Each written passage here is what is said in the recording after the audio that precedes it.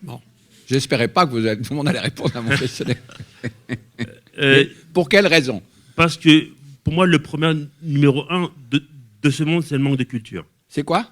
Le manque de culture. Je vais être plus précis. J'ai le sentiment que... Vous répondez à la question 3, en fait, à la question 4. Ah ben, c'est possible, mais... Ce sont vos ennemis. Le manque de culture est votre ennemi. Non, je trouve quand même... Je ne suis pas fanatique de Trump, loin s'en faut. Mais je trouve quand même un peu facile de taper sur le président des États-Unis parce qu'il ne partage pas vos opinions. Hein. Je suis désolé de vous le préciser. L'environnement, effectivement, est une question aussi majeure. Cependant, on ne... Mais vous ne dites pas pourquoi vous répondez. Vous ne voulez pas répondre à ma question. Alors. Parce que pour moi, le problème essentiel de ce monde, c'est la culture. Ok. J'ai pas fini. Non, mais je suis d'accord, mais il faut être plus précis, d'accord? Oui, ben, je précisais.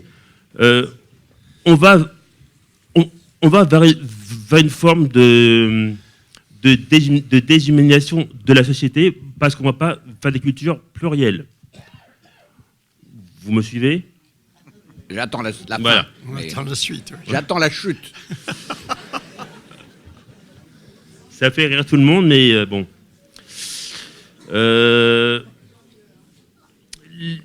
Disons que la globalisation, l'uniformisation nous empêche d'avoir nos propres idéaux, notre propre culture, nos propres valeurs aussi, nos propres idées, je vais faire la litanie des choses, et aussi notre propre libre arbitre. Et personnellement, je ne suis pas sûr que penser d'abord à soi soit la solution. Ah bah alors ça c'est contradictoire. Non. Oui. Parler de libre arbitre, vous défendre du libre arbitre et pas vouloir remplir mon questionnaire, alors là je comprends pas. Non. Pensez d'abord aux intérêts nationaux avant de penser à soi. Oui, mais d'accord. Ça me paraît essentiel. Le roi, ce bon roi Louis XVI, avait aussi plein d'intérêts nationaux, mais il avait quand même eu l'assez bonne idée de demander aux gens, mais vous, là, ce village, cette corporation, c'est quoi vos intérêts? Et ensuite, on a pu composer l'intérêt national. Mais le problème, c'est que c'est quoi l'intérêt national maintenant? Entre les AMAP et, par exemple, l'agriculture dite moderne, c'est quoi l'intérêt national? Qu'est-ce qui définit l'intérêt national? Mais justement, actuellement, on est enfermé dans les corporatismes qui n'aident au final personne. On est enfermé dans l'église. Vous ne me donnez, monsieur, que des raisons pour remplir mon questionnaire. Dans la méconnaissance des institutions, donc c'est...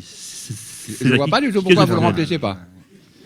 Parce que je ne suis pas un révolutionnaire, simplement. Voilà. Parce que quoi? Je ne suis pas un révolutionnaire.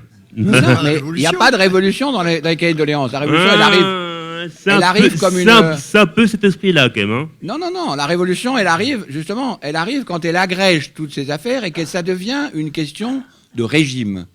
Et le régime monarchique ou le régime républicain. Mais précisément, l'équivalent de cette agrégation excessive, c'est les questions successives sur il faudrait des valeurs, des changements de culture, etc. C'est-à-dire l'idéologie globale.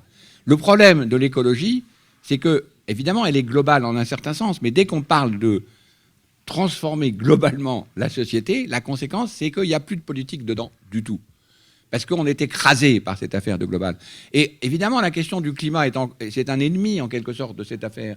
Qu'est-ce que vous faites avec le CO2? Évidemment, il est global, il se diffuse pour des raisons, évidemment, chimiques. Mais comment vous abordez ces questions en termes de politique, en termes de culture, comme vous dites, en termes de libre arbitre, comme vous dites? Il me semble que tout ce que vous avez dit justifie complètement le fait de remplir ce questionnaire et de commencer à composer ensuite. On serait bien en peine de définir l'intérêt national. La question de l'agriculture, par exemple, c'est un cas particulier. C'est quoi l'intérêt national de l'agriculture française? Il faut le composer de combien? De combien de fermes? De combien de définitions des repas? De combien de définitions du bio?